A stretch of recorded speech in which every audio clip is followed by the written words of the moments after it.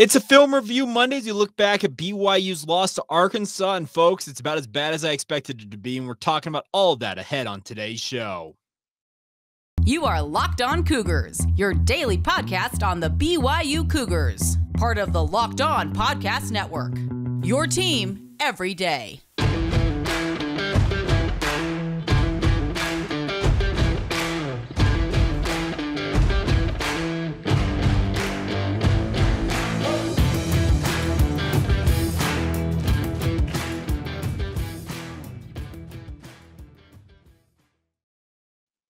What's up, everybody? I'm Jake Hatch, your host here on Locked On Cougars, your resident BYU insider. Thank you for making Locked On Cougars your first listen of the day. Always appreciate you guys checking out the show, whether you listen to it the regular podcast form or if you happen to be watching us on YouTube.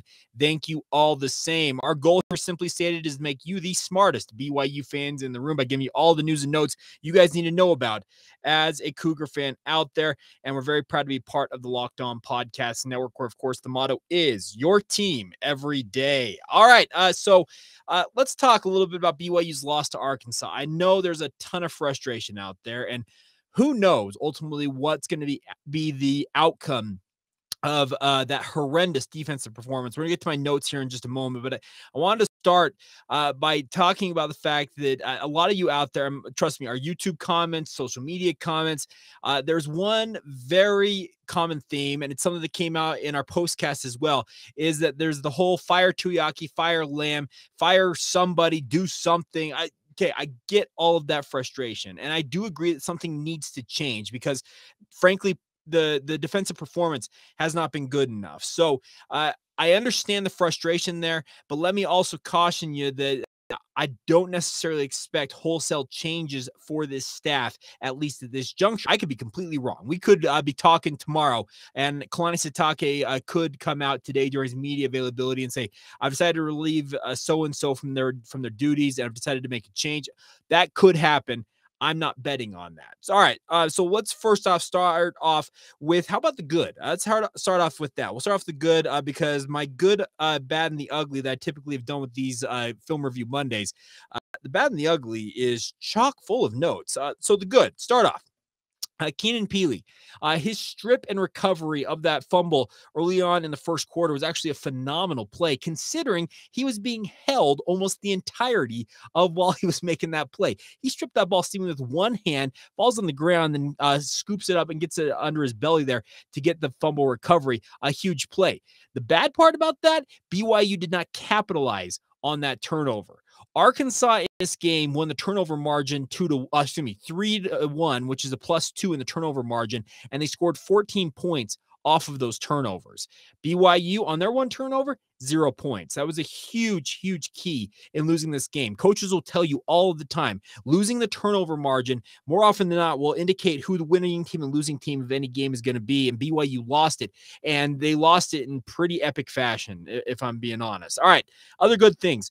Jaren Hall, very, very good, folks. We're watching a guy who is on his way to the NFL. I know that some of you out there are saying that he should come back for another year. Folks, this is a 24-year-old man who is going to be looking to cash in on his opportunity to provide for his family long-term after this upcoming season. I would enjoy it while it lasts because it sure looks like he's on his way to the NFL. His arm, despite having a bad shoulder, and I can tell you, folks, he has got an injured shoulder. You saw it get injured once again in that game on that hit he took right on it. He battled through it, and frankly, I'm stunned that his arm looked as good as it did because it was a phenomenal performance from him, and it could have been even better had BYU had some more opportunities and not lost those turnovers especially. Next thing, Puka Nacua remains just an absolute sensation, folks. It's crazy to think about.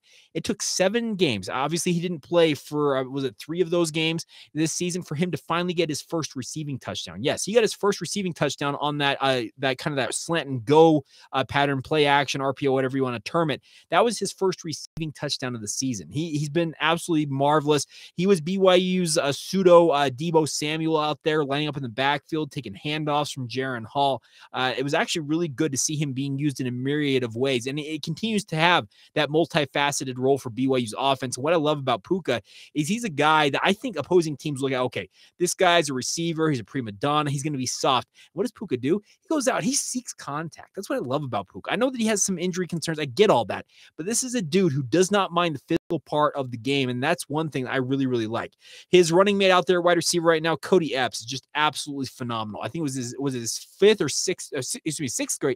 sixth straight game scoring a touchdown in this one. He is burst onto the scene. Chase Roberts was the star of the Baylor game, but hasn't Cody Epps in most of your minds and my mind really surpassed him right now? Cody Epps is just a phenomenal route runner, is an incredible player with the ball in his hands after he makes the catch. He is absolutely sensational right now. And then the last thing, I know BYU's run game wasn't all that great in this game, and they could have done better. There's absolutely no doubt they could have done better in the run game, but when you have guys like Mason Fakahua, who I thought live actually didn't have that big of an impact and wasn't all that great, but after rewatching the film, I was very impressed with Mason Fakahua. He got some tough yardage, he picked up some first downs when it didn't seem necessarily like he was going to get those yards he needed to gain. And that's what I like about a guy like that, because he's been buried on the depth chart. That's going to take us into the bad here. 4 of the top 5 running backs on BYU's roster were injured and or unavailable. 3 of the 4, the main 3 backups to Christopher Brooks, so I'm talking about Miles Davis, Lopini Katoa, and Jackson McChesney, were all out of this game due to injury. Now, we also didn't see Hinckley Ropati in this game, and the fact that he didn't play leads me to think there might have been an injury concern for him, or simply put, he had that fumble on his very first carry as a Cougar in the Notre Dame game, and he completely lost the trust of the coaching staff. Either one, regardless, that means you've gone to your 6th string running back to be the backup behind Christopher Brooks, and that's Mason Fakahua. That is absolutely insane to think about, but I had conversations. I've said this on the podcast in the past. The reason why BYU brought Christopher Brooks in the transfer portal is that every other running back on BYU's roster has had injury concerns in the past, and they couldn't rely on them. That was the terminology I was given. We can't rely on these guys to stay healthy for an entire season. Has that not been proven out once again? Jackson McChesney, shoulder injury, out for the season. Miles Davis is dealing with a shin issue that has kept him out the past 2 games. Who knows how soon he'll be cleared? Lopini Katoa picked up a ding in that Notre Dame game and is out.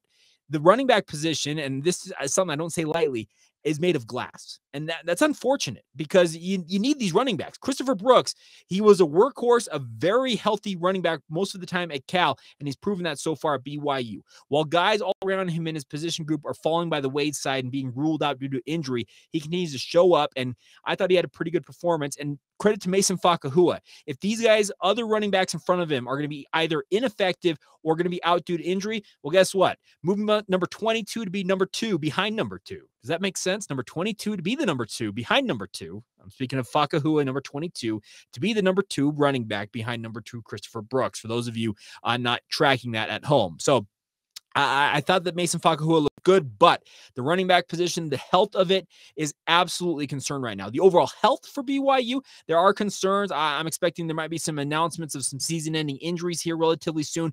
The Peyton Wilgar injury did not look good. It looked like a lower leg injury, knee type of deal. I'm sincerely hoping it was not all that serious, but Kalani Sitake said they were still evaluating things in postgame. Maybe we'll find out some more during his media session today.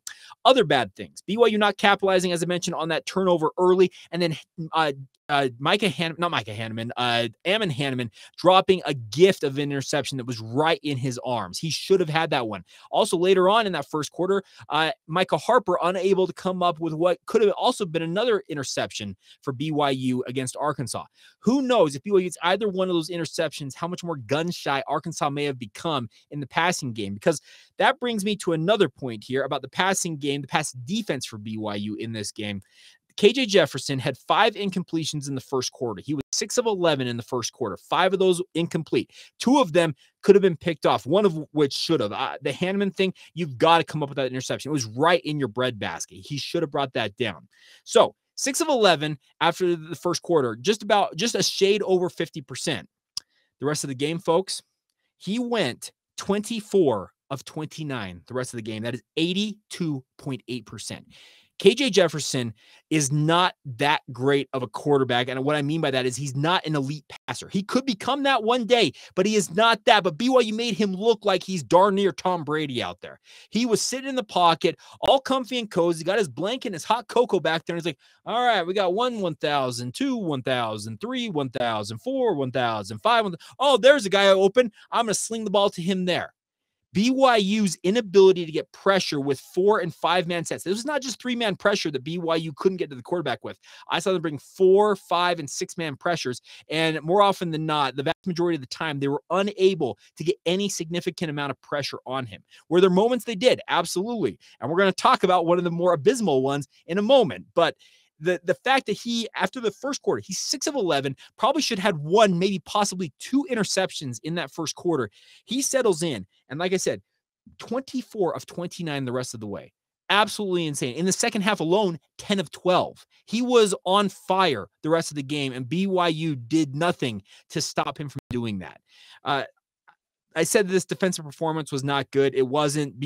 Arkansas, 12 of 15 on third down. And I'm telling you, I tracked the third down yardages. Yes, there were some shorter ones, the 3rd and 5s that you can pick those up. But we're talking 3rd and 11s, 3rd and 10s, 3rd and 8s. You've got to get off the field if you're BYU's defense, and they were unable to do it. And that brings me to that just absolutely inglorious moment. Tyler Batty has an incredible rip swim move to get past the left tackle. He's got KJ Jefferson dead to rights for that sack. He goes high. KJ Jefferson is not an easy guy to bring down. He's 240 pounds, folks. This is not your tiny quarterback. He is a big dude. And Tyler Batty unable to hold on. Then John Nelson, who I think is probably the second best defensive end, pure defensive end on BYU's roster, has a chance to get the sack, unable to come up with it. Pepe Tanuvasa also had a chance to grab onto KJ Jefferson. He escapes all of them, slings a pass to the sideline, and then it's off to the races. It goes from what probably should have been, a 10-yard loss on that sack, a punt, kick it away to BYU, and it gets a 33-yard gain. Like that, if that didn't sum up this BYU defensive performance in this game, I don't know what did. And it's just, it's baffling. It is baffling how bad BYU's defense has been on third down the last 2 games in particular, but it's really been a season-long issue. And another thing I looked up, this is another thing that I wanted to kind of get an idea for this, because BYU's inability to get off the field on third down is limiting the amount of possessions that BYU's offense is able to get. Now, I don't have the complete numbers done yet, but my really quick analysis is that BYU let me start here. Let me back up, just rewind a little bit. The average across the NCAA right now for an offense, just the average possession, the average amount of possessions in a game across the NCAA right now is 12.5. Now, BYU, the past 2 years, my quick math, just kind of looking, I think I had a sample size of about 12 different games I've pulled. I'm going to get more of a sample size. I'm going to try and get the full numbers on this. But on average, BYU's possession, so the average across the NCAA is 12.5. Let's keep that in mind. BYU's average over the past 2 seasons, and this includes last year, so let's go back to 2021, BYU's average is between 9 and 10 possessions per game. They are missing out on between 2 and 3 possessions every single game because the defense is unable to get off the field and give the offense the ball back that they so much need to get those extra points that you need to win football games. It's crazy to think BYU won as much as they did last year because, by the way, the possessions, they haven't changed much. This means that there are defensive issues last year, but BYU's offense was far more efficient in terms of scoring last year than this year. And that's a little bit of a knock on the BYU offense, but still, the BYU defense, their inability to get off the football field on third down is frankly abysmal. It's appalling, and it needs to be addressed. I don't care about the love and learning. I want to see accountability. I want to see improvement, and I don't think I'm the only one that wants to see that improvement out there. It's crazy to think about BYU could be looking at 2 to 3 extra possessions. Think of what Jaron Hall could do with the ball in his hands on 2 to 3 more drives a game. Think of the numbers he might be able to put up, but he's playing with a shortened deck, to use the card terminology. It's unfortunate. All right.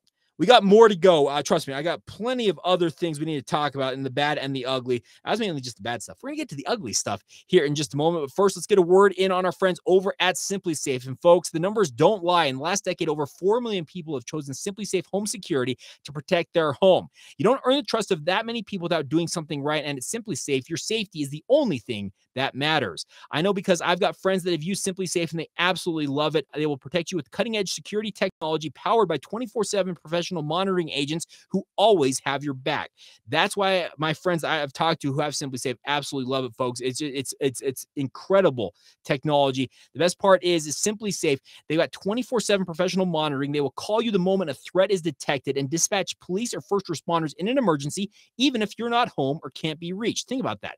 They're looking out for your back. That is what Simply Safe is here for. The best part is the monitoring experts are using proprietary advanced response technology to visually confirm when a break-in is real so you can get the highest priority police dispatch and get the authorities out there as soon as possible. So check it out, my friends. Customize the perfect system for your home in just a few minutes at simplysafe.com/lockedoncollege. The best part is you can save 20% on your Simply Safe security system when you sign up for an interactive monitoring plan and get your first month free. All you got to do is visit simplysafe.com/lockedoncollege to learn more. There's no safe like Simply Safe.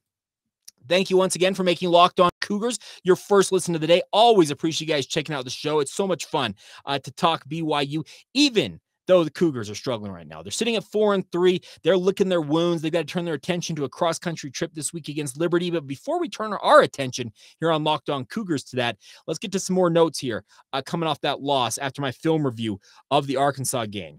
Now, other things that we've done the bad, essentially. The ugly here. BYU's situational awareness is lacking, and it's still lacking in this game. Think about this. Arkansas so they get the 2 touchdowns, the 2 turnovers in the last 5 minutes and change of the first half. BYU ends up falling behind in those off those 2 touchdowns that Arkansas scored. That was the muffed snap, and we'll talk about that in a moment, just the abysmal nature of that. But also the interception by Jaron Hall. They score those touchdowns, and BYU gets the ball back with about 41 seconds in that half. And Jaron Hall's absolutely slinging the rock all over the field. You think, okay, you can move down the field here.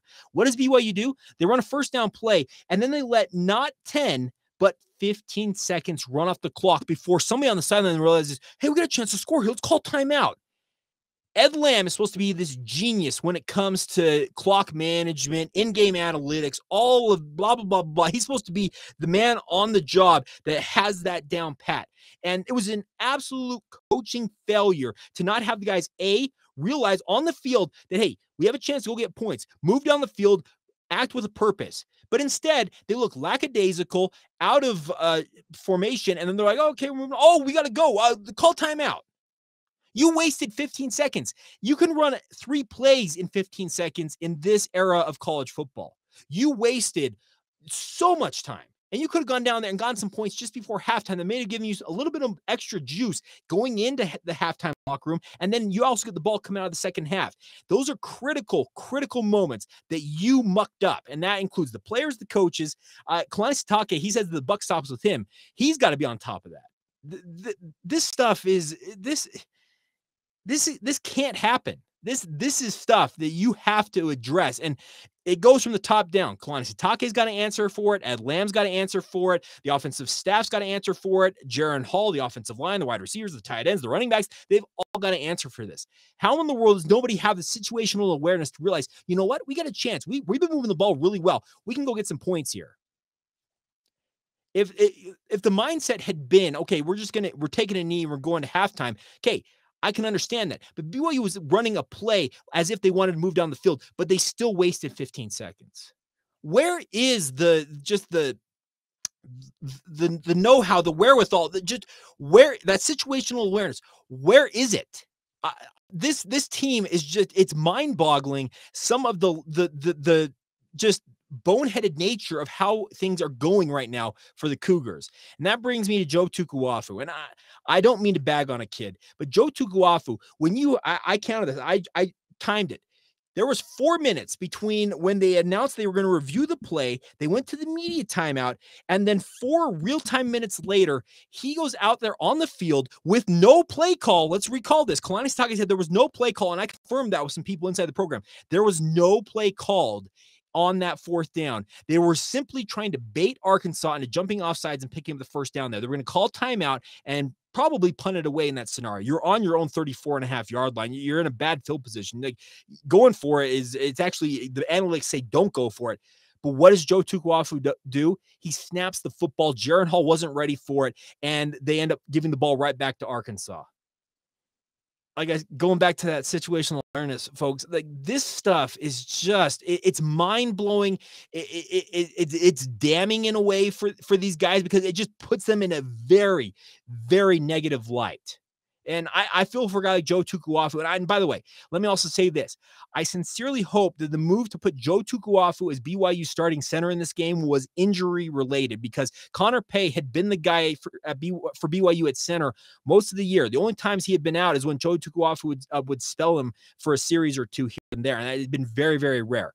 I sincerely hope, and I don't have any confirmation of this, that Joe Tukuafu was put in a spot to be thrown in there because of Connor Pay getting injured potentially late in the week. Because the way Joe Tukuafu operated as a center looked like he had been very, very much thrown into that job late, was not necessarily completely prepared for the moment. And that's unfortunate for a young man like that. And Joe's not a young man, folks. He's nearly 25 years old. He said it on this podcast. We had him on last fall and said, by next year, I'm going to be 25 years old, Jake. It's crazy to think about. He's been around this program for a really long time. And for stuff like that to happen for that type of a guy, it's unfortunate, because he's got hopes of going to the pro ranks, but you can guarantee pro scouts are looking at his film saying, okay, I can't have a center who's having a brain fart of that magnitude in that circumstance. You cannot snap that football. There's literally no play called. The entire rest of the team's probably looking at him like, dude, what are you doing? There was nothing called there. It's bad. Also, another thing that's just ugly. BYU allowing way too many completions across the middle in that game. It was just abysmal. Safeties getting split. Linebackers getting too much space apart from each other. The middle of the field is supposed to be that place where wide receivers go across the middle and fear for their ribs. I know they've legislated a lot of those hits out of the game, the targeting, all that stuff, but the middle of the field is where it's supposed to be the toughest to gain yards. And I probably should have tracked this a little closer. I don't know how many times KJ Jefferson found wide open guys across the middle of the field, but it was way too many, and multiples of those were touchdowns.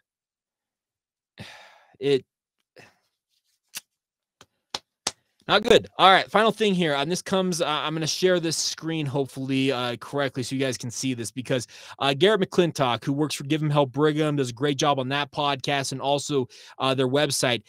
He put this out there, and I believe all of us need to see this. Now, let me also be very clear about this right off the top. I am not a huge fan of the hockey-style subs that BYU uses on defense. I think it causes guys in some ways to feel like they have to play like, I know the idea is, okay, they're going to play hard for the 2, 3, 4 plays that they're in there, and then we're going to get them out, get them back to close to 100%, and then throw them right back out there.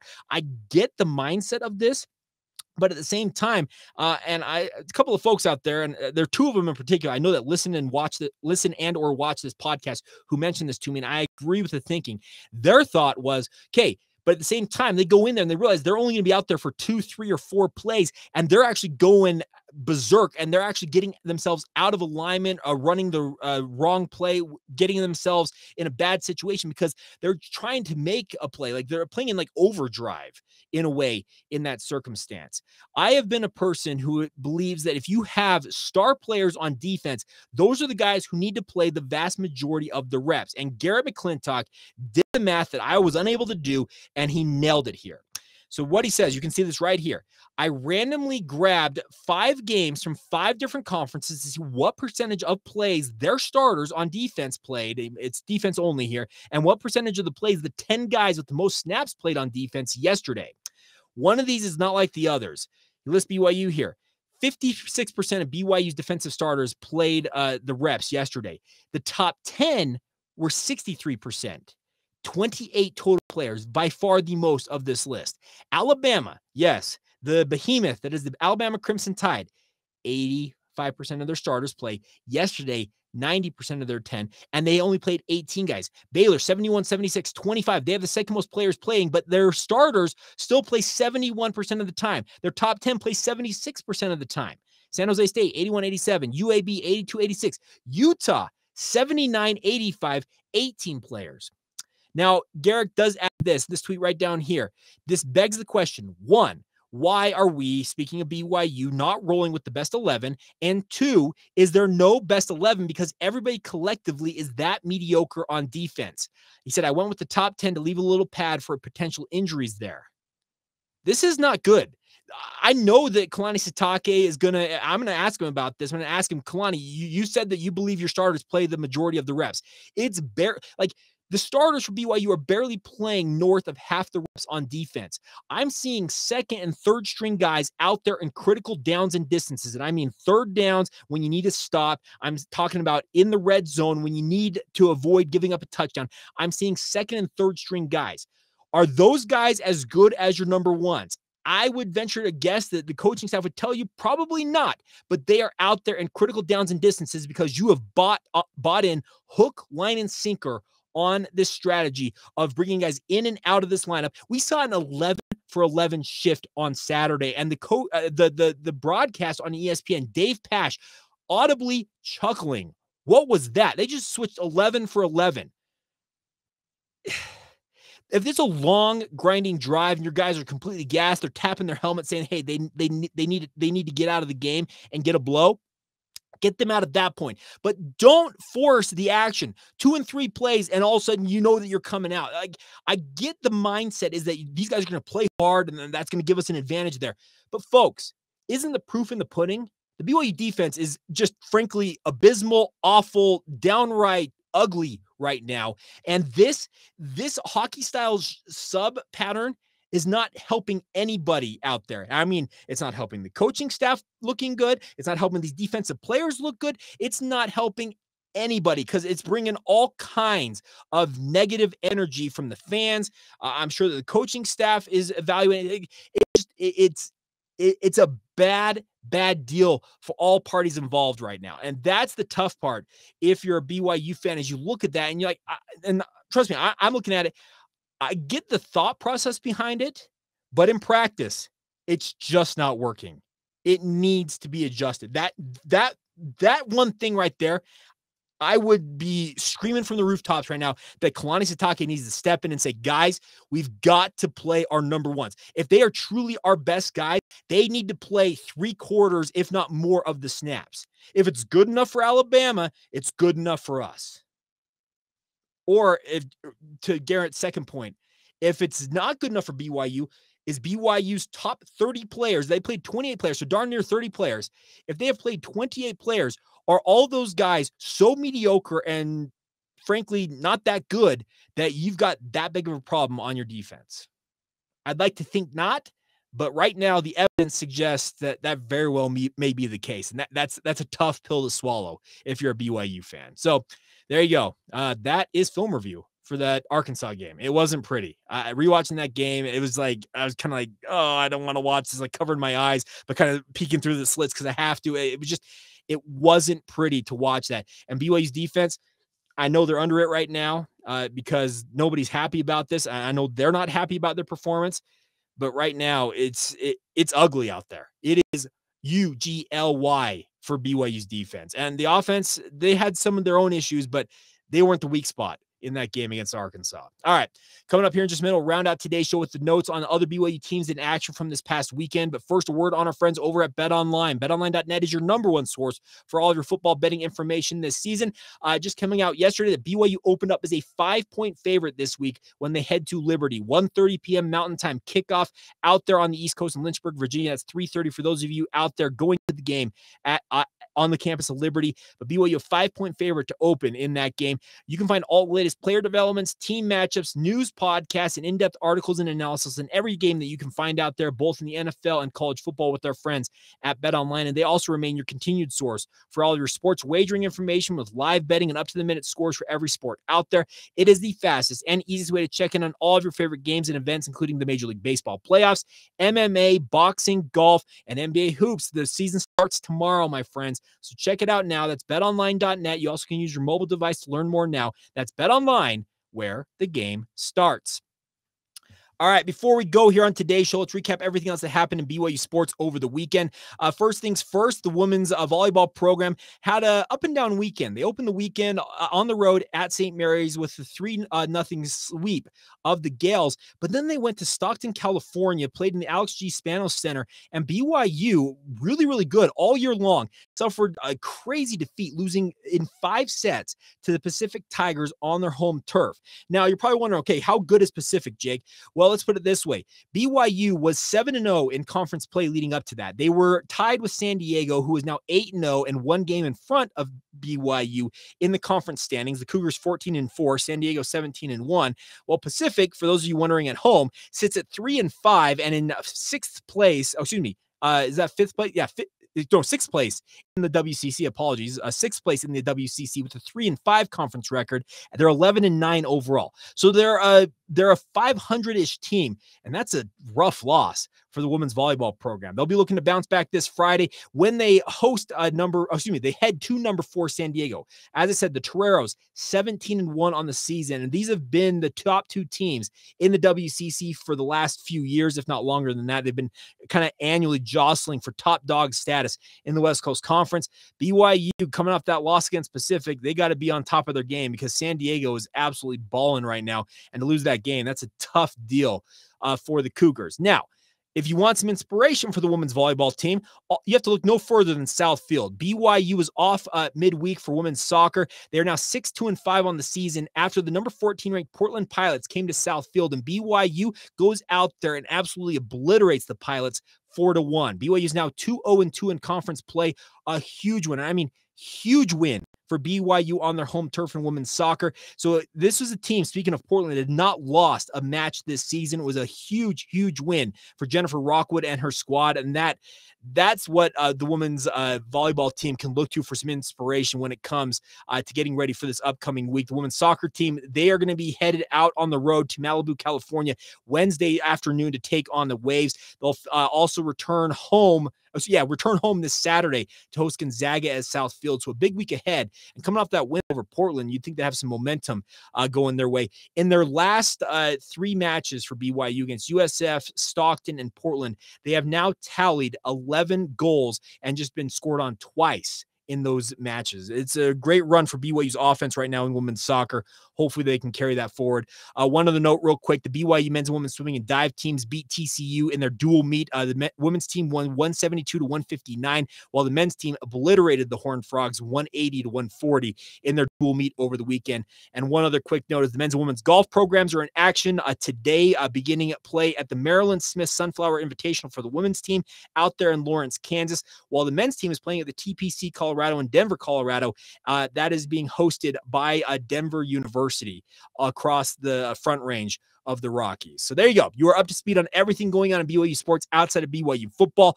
Looking forward to recapping what Kalani Sitake had to say on his press conference today, this week. Also going to have Clark Barrington on the show, our weekly conversation with him, try to get some of his insight on what's going on with BYU right now. And we'll try and find out where exactly BYU needs to go now as they try to right the ship as they head to Lynchburg to face off against the Liberty Flames this Saturday. Thank you once again for making Locked On Cougars your first listen of the day. Always appreciate you guys checking out the show. Make sure you make our friends over the Locked On Big 12 podcast your second listen of the day. Josh Neighbors will get you just caught up on everything going on around the entirety of the Big 12 Conference every single day. It's free and available wherever you get your podcasts, just like this one, or also available on YouTube. That'll do it for us. Have a great rest of your day. Thank you so much for joining us. This has been the Locked On Cougars podcast. See ya.